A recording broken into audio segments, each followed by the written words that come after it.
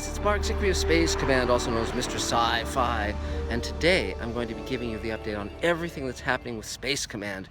A lot of people have been asking, because I've been doing Mr. Sci-Fi commentaries on many other things, including Alien. I'm in my Weyland-Yutani t-shirt today, so and the 37-minute video I just did on Alien Covenant and the history of Alien will be also on Starship Sofa, the audio track of that. So keep an eye out for that.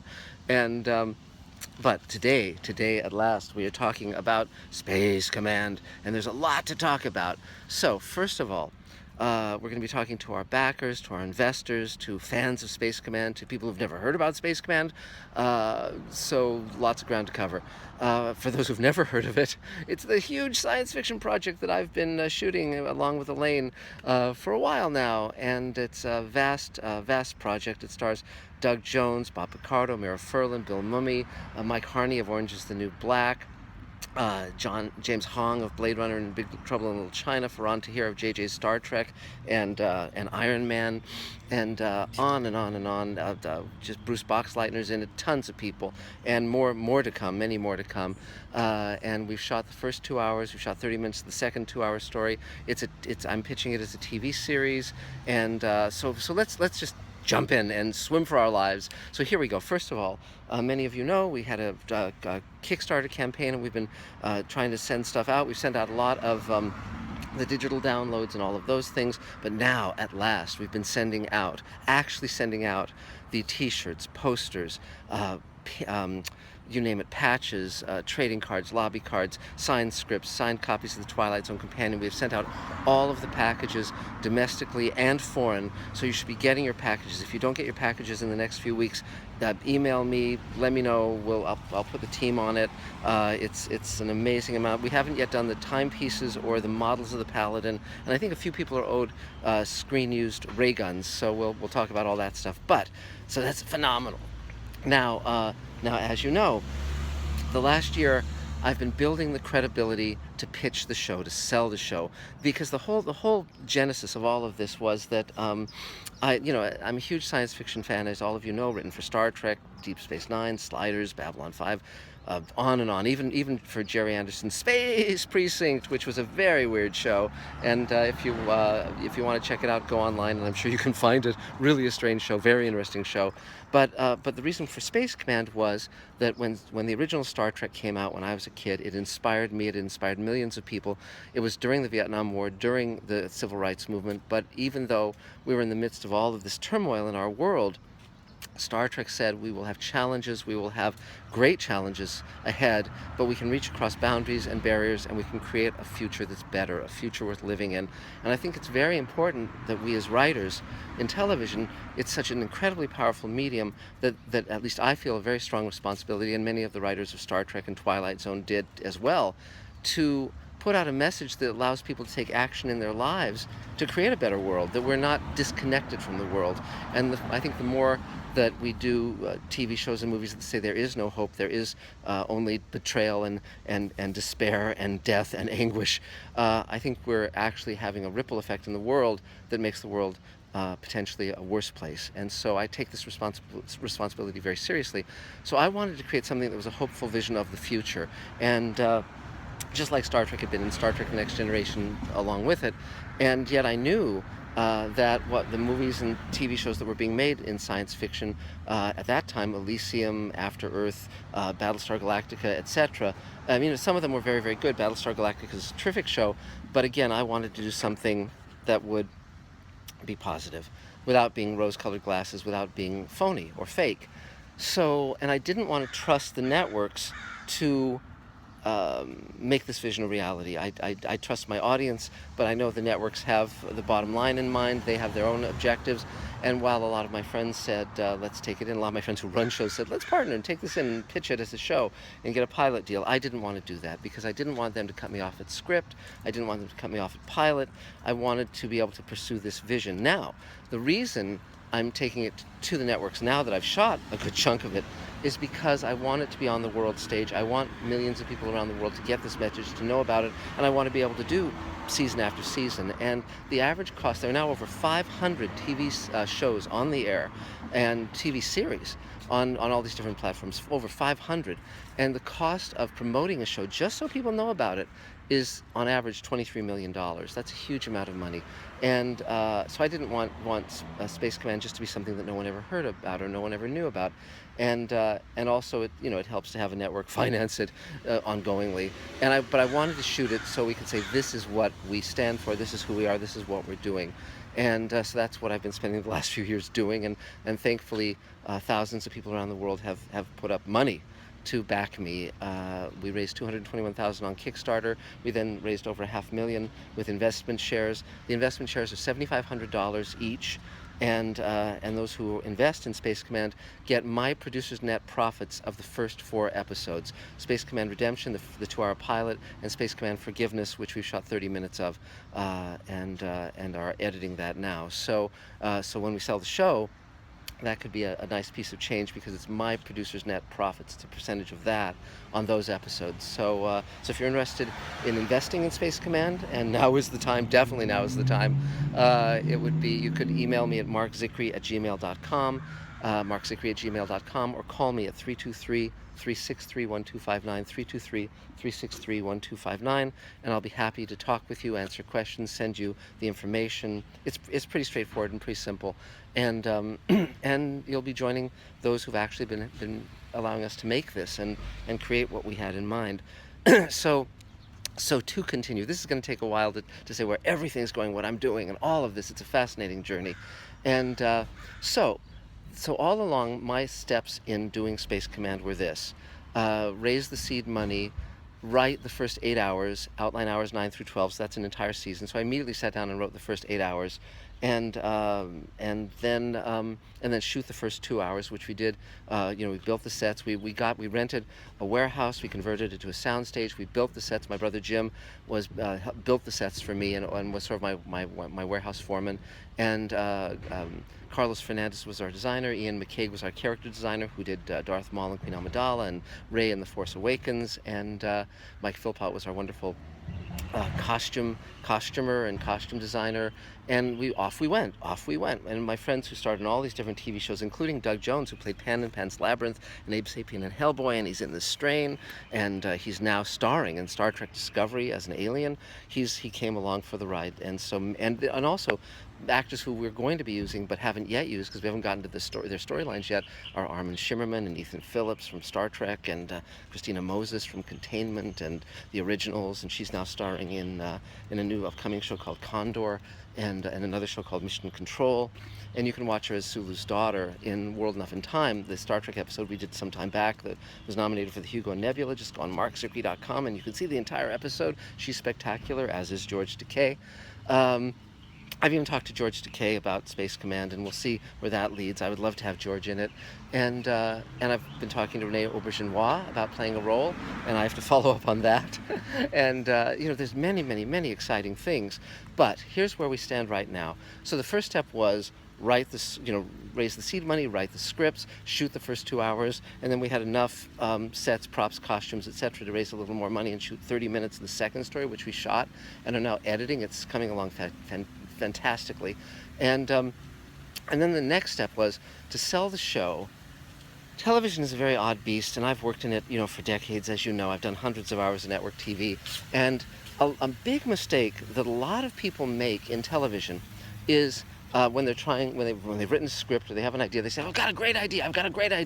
In fact, someone was just talking to me the other day, and they wanted to do this project, and they say, "I've got a great idea, and I've got access to some actors, and I can just get in the room with the networks. It'll sell. It's such a great idea." It's never about the great idea. It's never about that, or almost never. It's about the way the networks work, making decisions that they feel are safe based on who they trust, based on what they think will generate money. Well, people say, "Well, all you need is a great script." Well, that's not true, because how many great TV shows are there? How many great movies? It's not about that. So So I knew that even with all my credits, people will say, with all your credits, can't you just call the heads of networks and walk right in? It's like, no, doesn't work that way, doesn't work that way. And you constantly have to reinvent. The executives are often people who are new to the game, or far newer than you are. So what you have to do is reinvent and reestablish. And so I knew that once I shot Space Command, once we edited the rough cut, once we had the goods, once we had a terrific trailer, all of that stuff, I had to then build the credibility, and that would start with getting an agency aboard, because there are only 6 agencies in Hollywood that matter in terms of series television. They are CAA, William Morris Endeavor, also known as WME, ICM, Paradigm, Gersh to a lesser extent, and I don't remember if I mentioned UTA, but those are the ones. And so I had to be rep by one of them. So fortunately, Neil Gaiman put in a word, my friend John Lindauer, who's writing movies for Brad Pitt, and Robert Downey put in a word, and my friend Glenn Mazzara was very helpful. He was the showrunner on Walking Dead. And so thanks to their help, I was able to get CAA, the head of movies at CAA, to come aboard as my agent, and Ron Moore is also rep by him as well, and so that legitimized me. So then the next step was to meet the executives. Now, Frank Spotnitz, who created Man in the High Castle, currently has 4 shows on the air, including Ransom on CBS. He ran X-Files. He's been mentoring me about the scene in England and Europe, because now television has greatly changed, and now you can do co-productions, international co-productions, what they used to do in movies solely, and very rarely in television, they're now consistently doing in TV. So you might see a show where the BBC is teaming up with Showtime, for instance, or ITV in England is teaming up with ABC. It's a completely different model than it used to be, totally different. So there's a trade show called MIP in France. It's MIPCOM, and also called MIP TV. It alternates. It's every 6 months in Cannes, in France. And a friend of mine from the BBC, who's a member of my roundtable, a journalist, who interviewed me some years ago, and I invited him to my roundtable, never expecting to come. He interviewed me about Rod Serling and the Twilight Zone for a documentary they were doing on BBC Radio. And I said, come to my roundtable. And he came, and he just kept coming every week for over a decade now. And he said, you should go to MIP. You should go to MIP. So a year ago, I went to MIP. And at first it was very difficult to get meetings. No one knew me. And then slowly but surely, but then CAA came aboard, and I started gaining credibility. And Frank Spotnitz, I met with him that first time at MIP a year ago, and Frank Spotnitz, I had coffee with him, or tea, and he said, look, here's a dozen companies and networks you should meet with in London. And I said, well, can I use your name? And he very kindly said yes. So I reached out, and I ended up having 20 meetings in London. I flew, 2 weeks later I was in London. I flew to London and had the meetings, and I had 20 meetings with BBC, ITV, Channel 4, Sky, all the major players, all of them. And they loved me, and they all asked for scripts to read, samples of my work, and they read that and they loved it. And so now many of them, Endemol Shine, DRG, all these big companies are saying, well, we'd love to come in and bring financing. You just need to have a network on board to allow that to happen. So we're having those conversations, and again, it's a lot of moving parts, and it doesn't happen fast, this process. Usually it takes, Frank Spotnitz told me that first they have to know you, it's building relationship over time, and then they trust you, and then they come aboard. So it's slow and steady wins the race. And I always knew, every major project I've done, whether it's the Twilight Zone Companion, or the book I wrote with Guillermo del Toro, or the Star Trek episode World Enough in Time with George Takei, all of them took years, always. And when I'm on a TV show, like when I was producing Sliders or story editing Friday the 13th, the series in my youth, or any of that, then it would go very, very fast. We'd come up with an idea, we'd get it approved immediately. Within a week or two, we'd write the script. Within a week after that, we'd be in prep. Within a month, it would be on the air. And I have those muscles, and I can write very fast. But I knew this would be a different thing. There would be the long haul. I never expected it to go quickly. So in the last year, I've been to MIP 3 times. I rent an apartment around the corner from the Palais in Cannes, and I just start, talking to people and meeting people.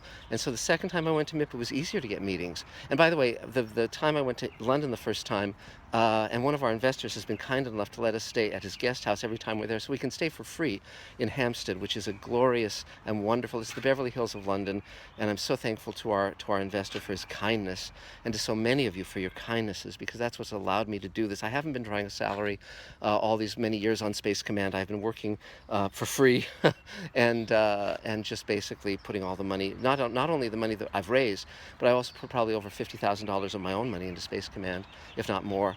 And again, I don't mind at all, because I'm not driven by money. I am driven by wanting to accomplish something meaningful in the world. I learned from Harlan Ellison and George Clayton Johnson and Richard Matheson and Ray Bradbury, of course, all these wonderful people who wrote for Star Trek and Outer Limits and Twilight Zone when I was a boy, and whose work and example and friendship inspired me and shaped me and gave me the understanding that 1 hour of one TV show can change someone's life forever, for the better. It happened with me, and I view that responsibility very, very seriously, as I said, and it's a great honor to be able to do that. And so I've been to MIP 3 times in the last year. I've been to England 3 times in the last year as well, having meetings. The first time I had those 20 meetings in London, a few weeks later, once they'd read me, they wanted to meet with me again. I had 29 follow-up meetings. And by then, of course, Elaine was having the meetings with me. Elaine is writing and producing and directing Space Command with me. And we've now formed a company above Space Command Studios called Better Angels that will be engaged in raising more money and doing films and TV shows that are inspiring and positive and socially relevant in the world. And through all of this, we actually ended up, 2 UK producers came aboard one of Elaine's features, and they had a project with Lord Peter Hain, a member of Parliament, who had written a memoir about his parents who were activists in South Africa. And so now Elaine is aboard. She's outlined the film. They've raised the money, and within the next week or so, the money will be released, and Elaine will be writing that screenplay. And so we'll be going to England and Wales and South Africa to research and interview people on that. Peter's mother is the main character. Lord Peter Hain's mother is the main character. She's 90. She's in Wales. We've met her. We're going to go back to interview her. And we're aboard as producers on that feature, along with the 2 UK producers, and so that should be really cool. But again, that's Elaine's project, and Space Command is my main journey. So I went to MIP 3 times, and the 3rd time I went, a year after I'd first gone, a few weeks ago. It was much easier to get meetings because they knew me and they liked me and they welcomed me. So I was meeting with BBC and all these other ITV and all these other companies, on and on and on, and they were very welcoming and very interested in what I was doing and very eager to see the progression. So now, as we're moving along, and again, ongoingly, people have been buying shares, and that has been enormously helping me to continue this journey and continue working on Space Command, because at the same time, I've been hiring VFX people to do the work, because again, the more I complete of Space Command, the easier it is to sell it. Because one thing Frank Spotnitz told me, and I agree with, is don't show the rough cut to the buyers. Because the rough cut, there are 1,900 visual effects shots in Space Command. 1,900 in the first 2 hours. That is a crazy huge amount. For instance, a big episode of Battlestar Galactica would have 200 to 300 VFX shots. We've got 1,900 in the first 2 hours. But I knew that it had to be spectacular. It had to blow people, off their feet. It couldn't just be, oh, well, that's nice, that looks okay. If it was that, it wouldn't work. So another part of the journey that's lasted years has been finding the VFX talent that would be able to bring their A game to this project. And Frank Spotnitz says good enough is never good enough, and I absolutely agree with that. And he also says you always have to swing for the fences, because if you're lucky, you might get a single. But if you don't swing for the fences, you won't get anything. So again, these are guiding principles, and I live by them. So some of you have been following our VFX journey. Jeff Mark did some wonderful work for us early on, our VFX supervisor, and then we brought aboard Ron Thornton, with whom I'd worked on Babylon 5 and Captain Power and Star Trek Next Generation and Deep Space Nine, and then he had done, as one of the heads of the Dave School with Lee Stringer, he had done all the VFX. He and his team had done the VFX on World Enough in Time, which were spectacular.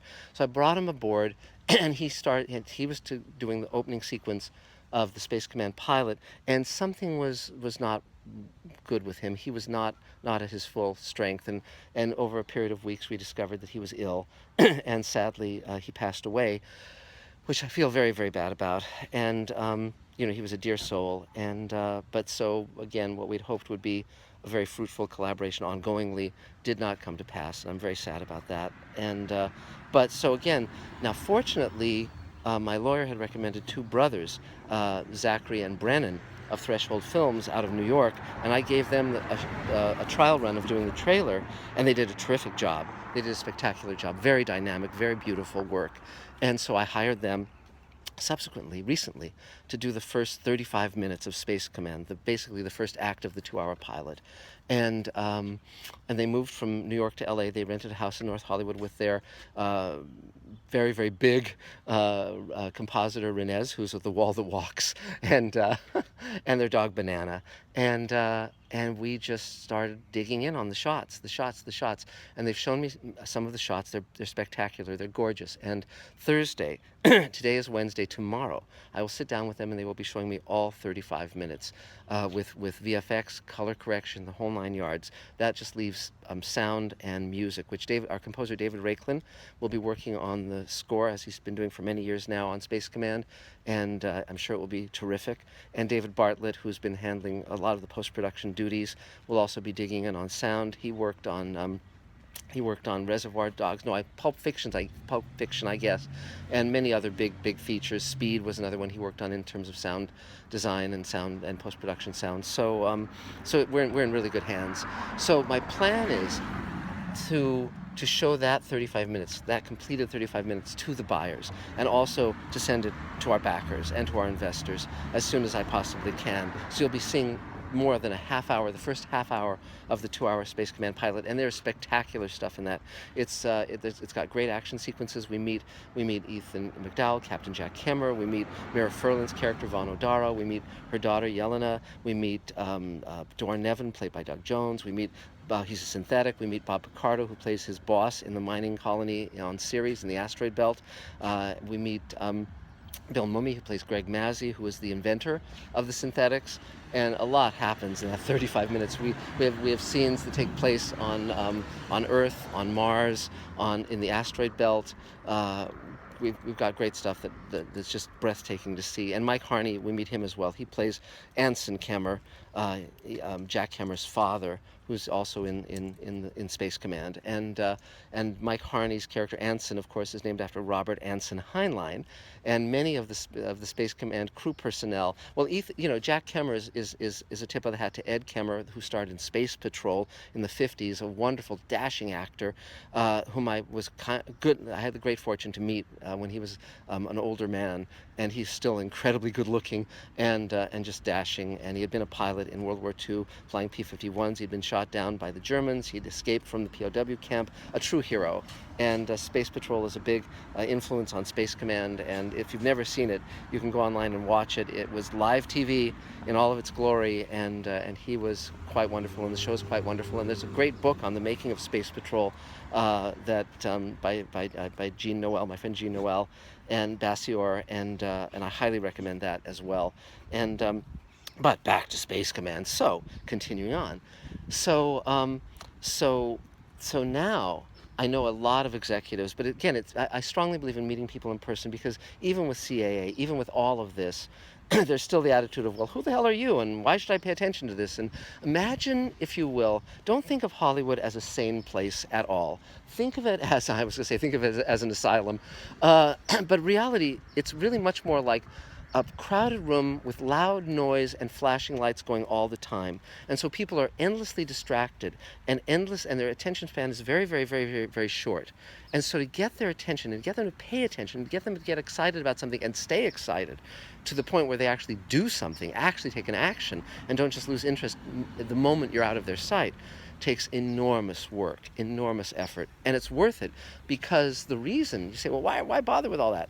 Because if you get them to say, yes, you've got the show, it's greenlit, it's then airing on platforms that reach around the world, that reach millions of people, and if you do your work right, it lasts forever. There are episodes of TV shows I wrote when I was in my early 20s that people are still watching, still loving, and that have effectively changed their lives, moved them, made them better, made them more thoughtful, reflected on some aspect of their life in a meaningful way. So again, this is what it's all about. Now, let's say for a moment that the networks don't buy Space Command. Well, then they're already feature distributors who've approached us, many of them, who want Space Command. Now, they're not the big studios, and again, in terms of longevity and in terms of profitability, the networks are a much better home for Space Command. And by networks, I don't just mean CBS, ABC, all of that. I mean, the platforms, Netflix and Amazon. And the cool part is that I've now made inroads. So for instance, at MIP, I met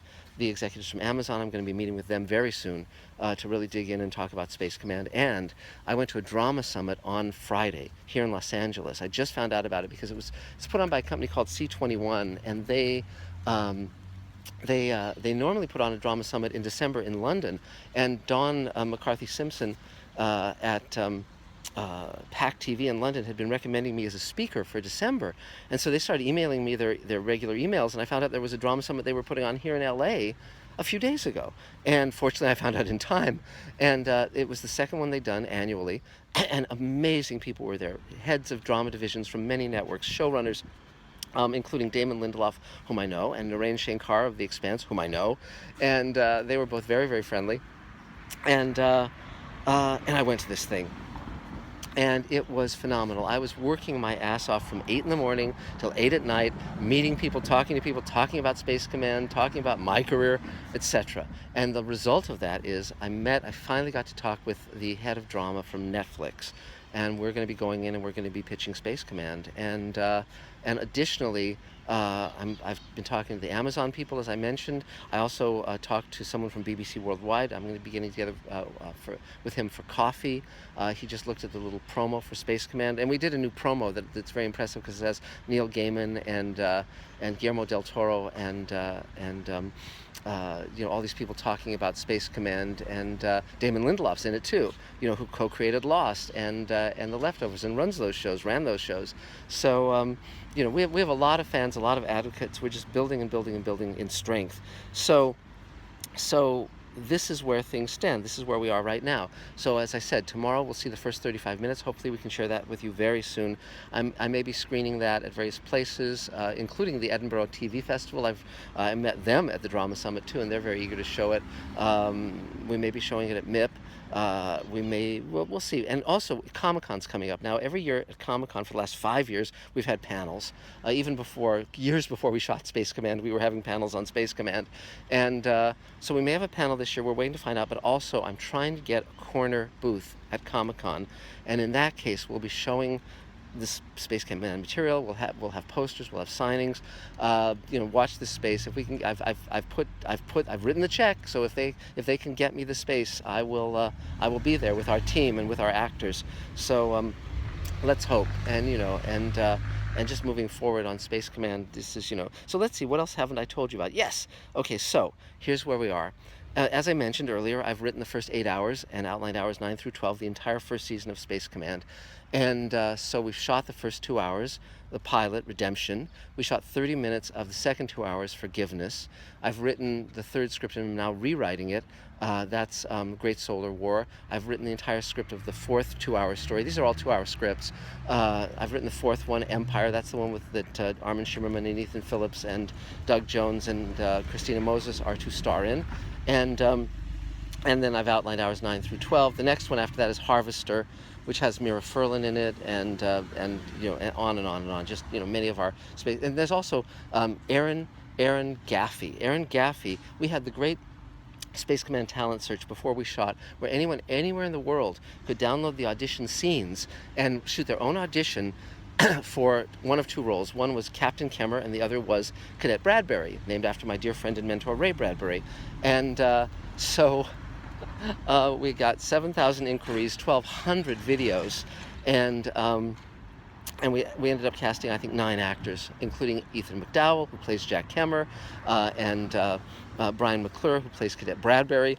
And also, one of the other roles we were auditioning for was Captain Matt Kemmer, who is the great-grandson of Jack Kemmer, because as many of you know, Space Command focuses on 3 families: the Kemmer family, which is a military family, captains of the Paladin in Space Command; the Odara family, Mira Furlan is principal among that family. They're scientists, and of course the the character that Bob Picardo plays, and his son and grandson and great granddaughter and grandson, and that's Yusuf Sikander, and they're basically blue collar, but his son becomes a world conqueror ultimately, and it goes from there.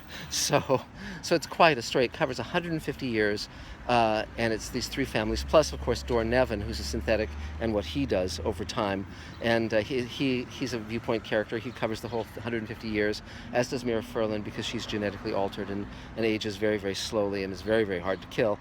So among the talent search people, we cast Aaron Gaffey as Matt Kemmer, and he's, as I say, the great grandson. And within the chronology, we jump back and forth between the generations in Space Command, and Aaron Gaffey has not yet gotten to play Matt Kemmer except in his audition, and so he's in the framing story in the second story, Forgiveness, and then of course he stars in the fourth one, Empire, and in the fifth, Harvester. And there's also a prequel called United Planet that takes place 30 years earlier, before the first story that we've shot, and that stars Anson Kemmer, Jack Kemmer's father, in an earlier adventure where he meets his wife Anoka Chandamal in Sri Lanka, and it goes from there. So here's where all of that stands, just to let you know, because it's been busy. I've been working hard. So we shot the first 2 hours of Redemption, Space Command Redemption. That's in post. We have the rough cut. Within a day, we'll have the first 35 minutes VFX color correction. Then it's just sound, music, and 35 minutes completed. And then we just have to raise the money to finish post-production on the rest of the 2 hours. So that's VFX, color correction, post-production, sound design, and music. So either we'll raise that via selling shares, or launching a crowdfunding campaign, or if the show sells sooner rather than later, then the network or the platform provides that money. So that's the plan with that one. The second one, Space Command Forgiveness, which we've shot over 30 minutes of. We're now editing. We're almost done with editing it. It's spectacular. It looks great.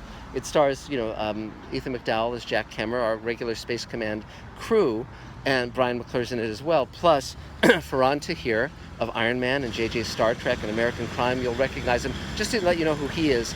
And we've got wonderful posters of Space Command 1 and 2. The spectacular Jeff Hayes has been doing. They're amazing looking if you haven't seen them.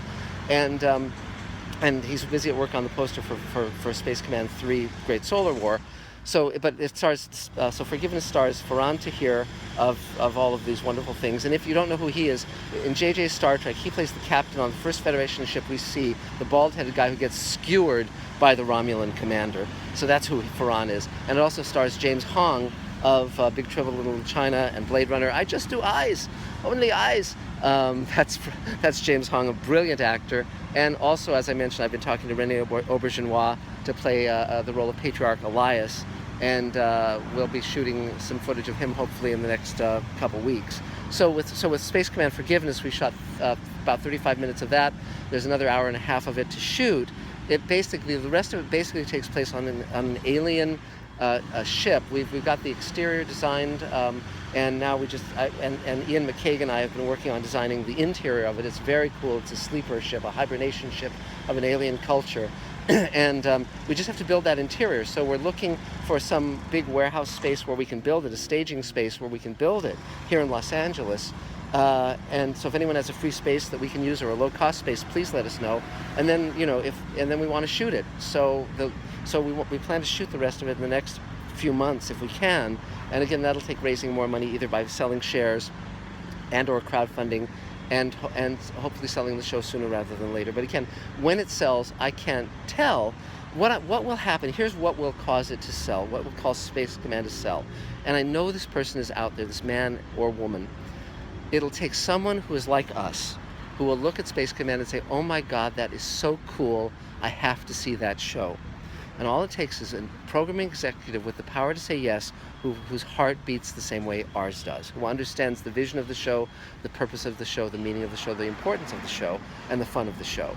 So that person exists. They're out there, but I can't know until I get in the room with them. I can't know until I sit down and talk with them, because That's when the penny will drop. That's why I've been doing all this work. So Space Command Forgiveness, we will need to raise more money to complete it. If you want to buy a share, again, please contact me sooner rather than later. Now is the time. Because, by the way, once Space Command sells to a network or platform, we will not be selling shares anymore. The door will have closed on that. So if you've been thinking of buying shares, now is definitely the moment.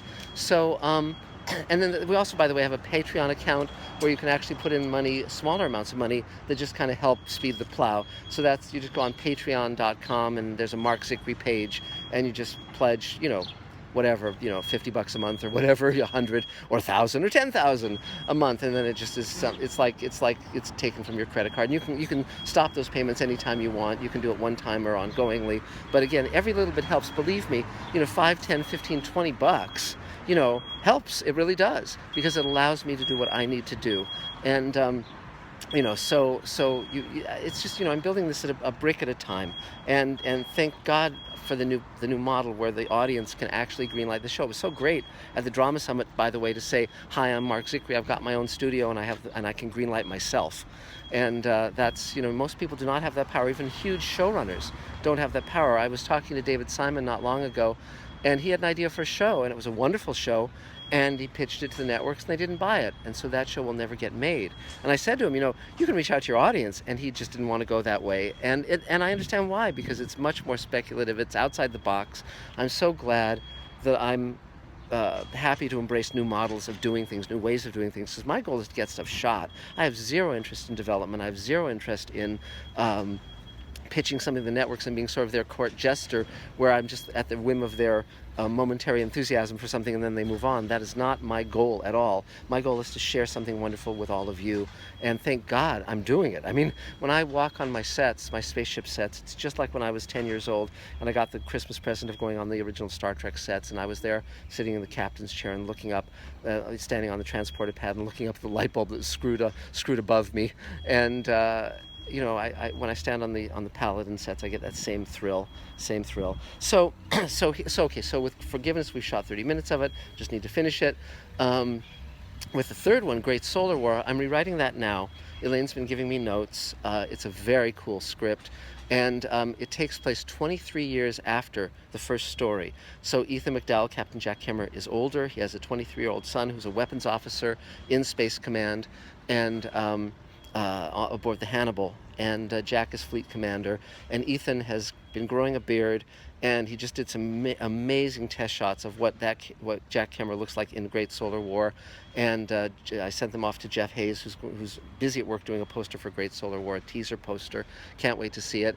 And the Paladin will be a flying wing. It'll be in a flying wing configuration in that film. Dave Dorman, the great Star Wars artist, has designed that, as he did the original Paladin, which Tobias Richter in Germany then CG modeled and added details to. The great Tobias Richter, whom I had dinner with in Cologne a few weeks ago.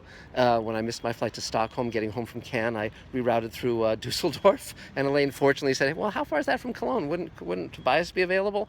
Thank you, Elaine, because I called Tobias and he was available, and we had a lovely dinner. And he's such a talented VFX artist and just a genius.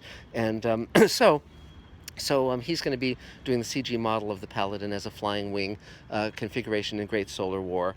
And so with that one, I just have to finish the script. And in a couple weeks, we're going to be shooting a teaser trailer with Ethan of Great Solar War. And so I hope to have that out to all of you very, very soon. I've written the teaser trailer. It's got some very fun stuff in it. And then, as soon as we get the funding, we'll shoot Great Solar War. And then the fourth one, Empire, as I say, I've already written that. I just need to go through. The reason I have to keep rewriting these scripts, by the way, is that as we shoot and as things develop, you get to know the characters better and you get to know the world better. And the real world changes too, and that affects you as well, because you want to be commenting on the real world. You want it to be connected to our lives and the real world. Just like the original Star Trek was commenting on Vietnam in many of its episodes, and commenting on the civil rights movement in many of its episodes, obliquely, as did Rod Serling in Twilight Zone. So So then we'll do Empire, and then the next one after that is Harvester, which is it deals with aliens, and it's very cool. And then now let's talk about the prequel. The prequel is called United Planet, and as I said, it takes place 30 years before the first film, and so the main character is not Captain Jack Kemmer, or Captain Matt Kemmer, or Captain Ed Kemmer, or Frank Kemmer, who's an interesting and mysterious character that we'll also be talking about, because basically the generations are Anson Kemmer, then his son is Jack Kemmer, played by Ethan McDowell, his son is Ed Kemmer, who when he's older I'm hoping to have Keira DeLay play that role. I've been talking to him about that. I met him at a convention. And then his son is Frank Kemmer, of whom we will not speak about who he is and what he does. And then his son is Matt Kemmer, who's again captain on the Paladin, a later version of the Paladin. So those are all the different generations. And so the first one, the prequel, is United Planet, which eventually I want to shoot, and I've been talking to the real Space Command, the Air Force, United States Air Force Space Command, about letting us utilize real bases and real equipment for that. I've been talking to Lieutenant Colonel what is his name? Glenn Richards, who's a terrific guy. He's the head of the Air Force Entertainment Liaison Office, and he's very, very much a fan of Space Command, as is Jay Pritchard, who built some of our sets, and he also built the museum at Vandenberg. And I met him when the Air Force gave us a tour of Vandenberg, and he came aboard to work on Space Command. And so, I mean, it's amazing and I have friends and advisors from JPL and NASA and on and on and on, Johnson Space Center, you name it. They've been advising about the technical aspects of Space Command. I mean, we've been talking about, zero G and all sorts of stuff, all the regular stuff. So, So United Planet takes place 30 years from now, and 30 years before the Space Command pilot. Anson Kemmer is the main character. He's 30 years younger, and he's in the Air Force, and he's involved in our war in Sri Lanka, and global warming is hitting Earth really hard, and a lot of really terrible things are happening. And I was trying to figure out how we might utilize space to help us with global warming. And one time I was at the gym not long ago, and there was a guy at the gym, and he was working out. He was just kind of visiting. One of the other people who goes to my gym had brought him. And I said to this guy, if you were going to go out in space and bring something back that might help with global warming, what would that be? And he said, well, that's a really interesting question. He said, let me think about it a little. And he said, this was, I think, on a Friday or a Thursday. It was on a Thursday. And he said, are you going to be here on Saturday?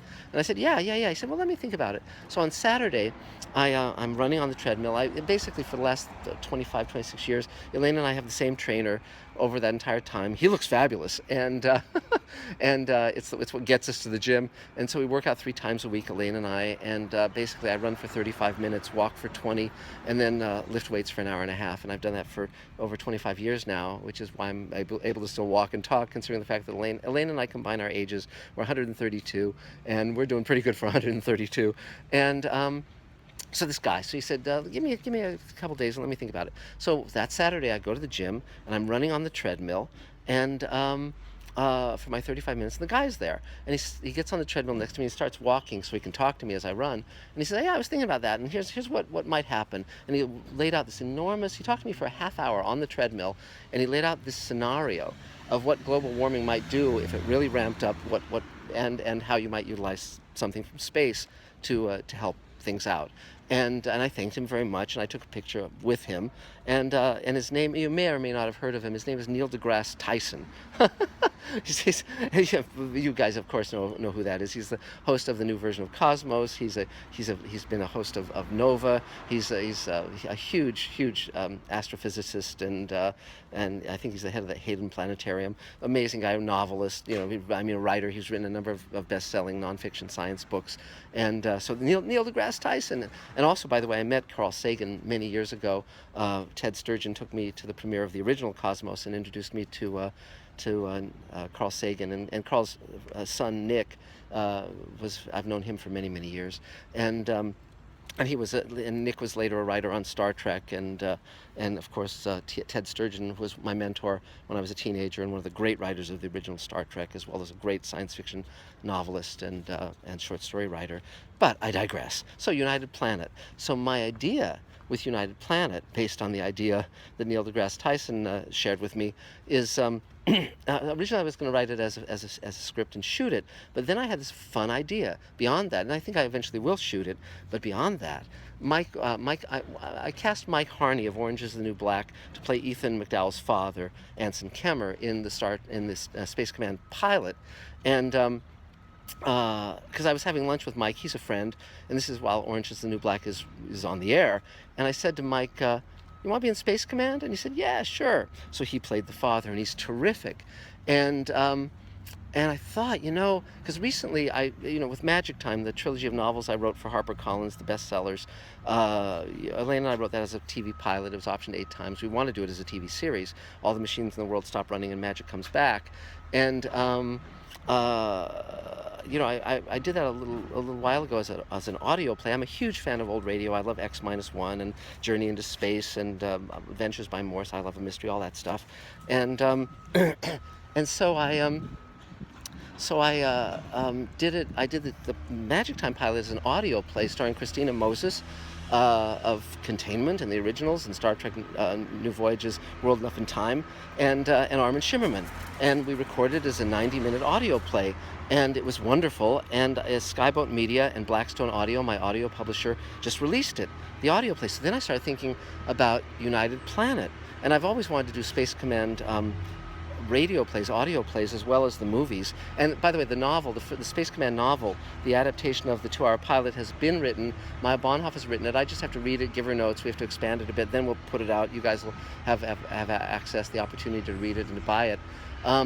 So I thought I've started writing United Planet both as a script and as an audio play. And I said to Mike Harney, because on an audio play he could play a 30 years younger version of Anson Kemmer. And so I said, "You want to be in the audio play?" And he said, "Yeah, sure." He invited me to some one-acts that he put on, he wrote, that were staged this weekend, and I went to it, and I was talking to him, and, because he's on break from Orange Is the New Black, and I said, "You want to be in this?" And he said, "Yeah, sure, you bet." And so I'm going to pull together a cast of name actors, and as soon as I write it, we'll record it, so that'll be fun, this Space Command prequel. And it's about how Anson, during the war in Sri Lanka, meets Anoka Chandamal in Sri Lanka, and she's a peace activist who brings the world together. It's called United Planet, which then becomes United Planets throughout our show, and it's how she unites the planet in a pacifist movement that goes beyond governments. Governments are not going to solve global warming. It's up to us, and she brings the world together, just like Martin Luther King or Gandhi or any of the great leaders who have a vision for peace. And so that's what that's about, and it's about the space mission that Anson has to mount to save the Earth, and it's really cool. And here's another little cool aside, because I was thinking about you might say, well, why Sri Lanka? Here's the reason. Because one of the backstories, one of the reasons she became a pacifist and sees all humanity as the same and sees the world as joined, is because her grandmother was a housekeeper in Sri Lanka in the home of a very famous British science fiction writer who taught her that we're all one and that space beckons. And I don't mention him by name, but if you think of a British science fiction writer who ended up in Sri Lanka, I think you'll know who he is. And by the way, extra hint, he wrote 2001: A Space Odyssey. So so that is very, very, very, very fun. So let's see, what haven't I talked about? Fulfillment, MIP and Drama Summit, Amazon and Netflix, shares, Great Solar War. These are my crib notes. VFX, music, David Bartlett. Dave Edison's our wonderful editor. He's terrific. He's doing a great job. Crowdfunding, Comic-Con, all of that I've talked about. The posters, shooting the trailers. Yeah, and a few weeks ago, the twins, the brothers Zach and Brennan, our VFX team, they wanted to shoot Space Command personnel doing things against a green screen to drop into the VFX shots. So we got a lot of our friends, actors, together, put them in Space Command uniforms and shot them against green screen for a day. It was very, very fun. And David Bartlett, our post-production guy and line producer on the second film, on Forgiveness, the second Space Command story, he got to be in the act and play an industrialist in the audience when Greg Mazzy, Bill Mummy unveils Dornevan, Doug Jones, as the first synthetic.